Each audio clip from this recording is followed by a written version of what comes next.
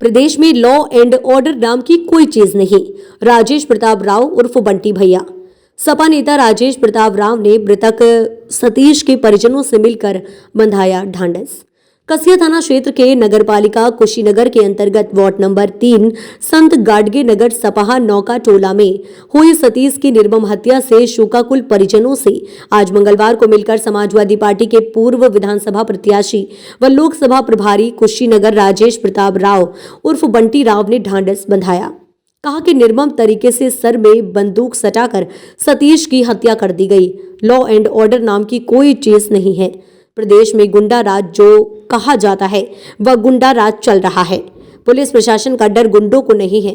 राव सपा के राष्ट्रीय अध्यक्ष अखिलेश यादव के निर्देश पर पीड़ित परिजनों के बीच पहुंचे थे। कहा कि जंगल राज प्रदेश में कायम है। जीरो टॉलरेंस की बात कही जा रही है, लेकिन दिन दहाड़े लोगों की हत्याएं हो रही हैं। कानून नाम की कोई चीज नहीं है।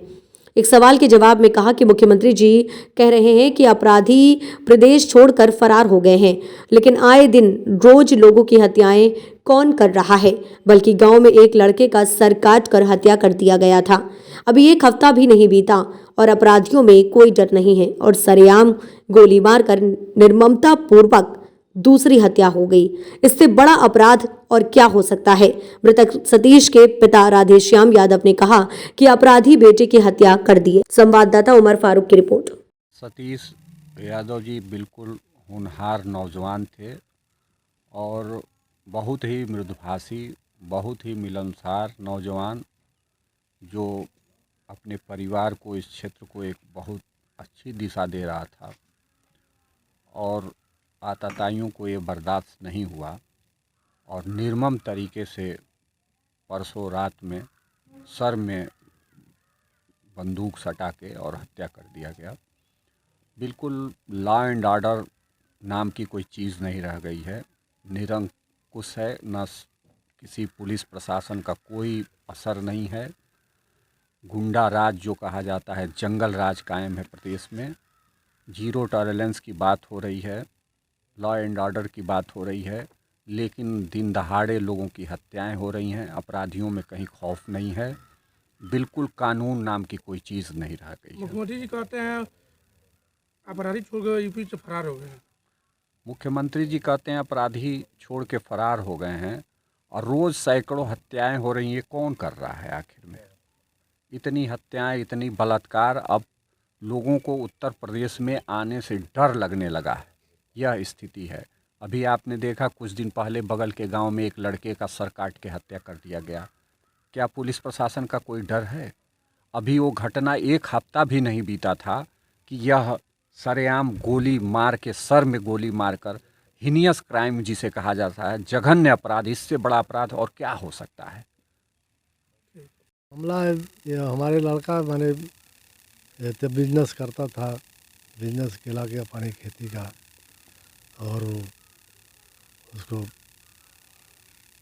अपराधी ने रात 10 बजे के करीब में गोली उनको रास्ते खरदर पुल पर घेरे और उसको मार दिए। हम लोग परिवार सब यही शोक में है डूबे कि भाई किस तरह से, और गांव के भी बच्चे रात में बिजनेस करें जाए और मार दिया जाए। उधर जाने से पहले आप लोगों से कुछ बताए भी थे? नहीं, बताए नहीं थे, मगर अब घर से वो निकले तो कहे कि अभी थोड़े देर में आ रहे हैं। घर से निकले? हाँ। कितने बजे निकले घर से 8 बजे नहीं 8 बजे 8 बजे निकले और उधर गए तुरपट्टी की तरफ से, उधर से आए हैं। तो खाना कहाँ खाए थे? खाना तो खाए नहीं थे, अभी उन लोगों का खाना बना नहीं था। यही हम अपने ही खुद बनवा रहे थे, ये अपने रूम पर। यही अपना खेत में रूम है, वही खाना बना, यही जो है बगल में ही घर की ही गाँव के टोला में है। तो यह 3 लड़के थे, वो बना रहे थे और कहे कि अभी आ रहे हैं, और वो आए नहीं, इति हुआ हो गया, उधर चले गए। एक लड़का उनके साथ गया और उसको खरदरा स्थान पर उतार दिए उसको, कहे कि भाई तू यही रहो, अभी हम आ रहे हैं। वो तुरपट्टी चले गए। तुरपट्टी से लौटे तो उनकी हादसा हुई। तो जैसे वो लड़का मिला रहा था फ़ोन इनके पास कि भाई कहाँ हो तक है आप, तो कहे कि भाई हमको खरदर पुल पर ही अटैक कर रहे हैं बदमाश। तो लड़का वहाँ से दौड़ा और यहाँ रोड खरदर स्थान के लगे ही घर है, लोग से कहा है और दौड़ते गए तो लग आवाज़ हुआ वहाँ।